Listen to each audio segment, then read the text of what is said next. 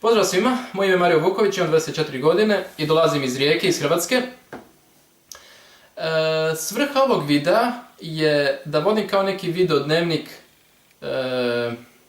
na Roakutanu, dakle na Roakutan tabletama kroz idućih 5 do 6 mjeseci ili više koliko već bude potrebno. I za sve one ljude u Hrvatskoj, u Srbiji, u Crnoj Gori, u Bosni i Hercegovini i Sloveniji, dakle za sve one koje muku muče sa istim ovim problemom, da mogu vidjeti na nečijem primjeru poboljšanja, odnosno pogoršanja u određenim danima, u određenim tjednima tokom uzimanja Roakutana, pa im možda pomogne u nekom svom planu i razmišljanju šta da učine sljedeće. Dakle, što mogu reći za početak, doktorica, odnosno dermatologica mi je pripisala 10 mg Roakutana za početak ovaj mjesec, a kasnije će povećati dozu. Popio sam do sada već 8 tableta, dakle počeo sam u nedjelju prije 8 dana, sada je već ponedjeljak, dakle onu prošlu nedjelju. I do sad sam popio već dosta tableta i do sada promjene u psihičkom i fizičkom stanju nisam primijetio, osim onih sitnih poput blagog sušenja usnica i blagog sušenja kože. I zapravo mogu se približiti bliže da možete vidjeti bolje. Skinut ću naočale. Dakle ovako, tokom srednje škole sam imao problem, dakle počeli su mi se akne javljati u drugom srednje. Najprije su bile to sitne crvene točkice, to se sve više množilo i stare bi iščezle, nove bi dolazile i tako neprestano u krug.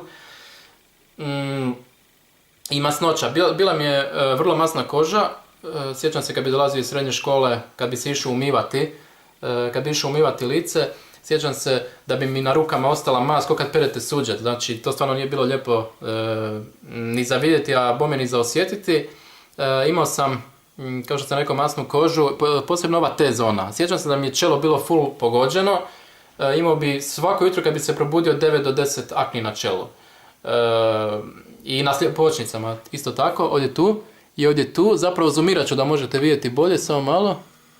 Aha, znači evo ga. Ovdje možete vidjeti taj trag od akne, ovdje možete vidjeti isto nešto, ali puno manje, hvala Bogu. Čelo mi je sada dosta čisto i gotovo se nikad ništa ne javlja na čelu. Ove obrve moram malo počupati, inače ne čupam obrve, ali sad već dosta grdo izgleda, tako da ću morati to počupati. No dobro, imao sam dosta, ali uvijek mi je na nos dolazilo full dosta tih akni i na ovoj bradi. Tako da se nadam, i moj glavni problem je, kao što možete vidjeti, ovo crvenilo, što se nadam da će ove tablete uspjeti riješiti, a ove zoomirat ću malo da se bolje vidi. Dakle, ovo crvenilo, a ove tu akne, kao što možete vidjeti,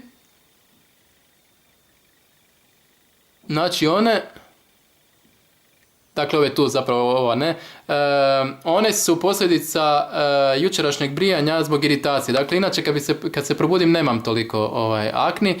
Glavni problem je, kao što sam rekao, ovo crvenilo. Tako bi volio da se to izblijedi i da pomogne. Tako da se nadam da će se to i dogoditi.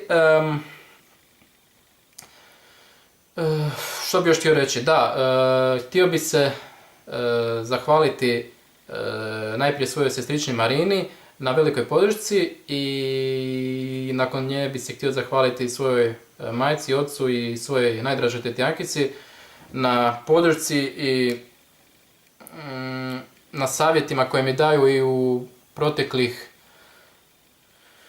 a već dosta koliko važem da li da uzmem Roakutan ili ne. Tako da su oni odigrali veliku ulogu u tome i hvala im na tome. I nakon njih bi se htio zahvaliti i svojoj prijateljici Sandy sa Aljaske iz Anchorage-a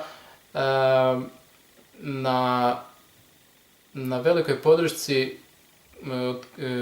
koju imam od nje tokom proteklih 2 do 3 godine, kad mi je samopouzdanje bilo vrlo nisko, tako da ću reći njoj na engleski jer ona ne razumije hrvatski.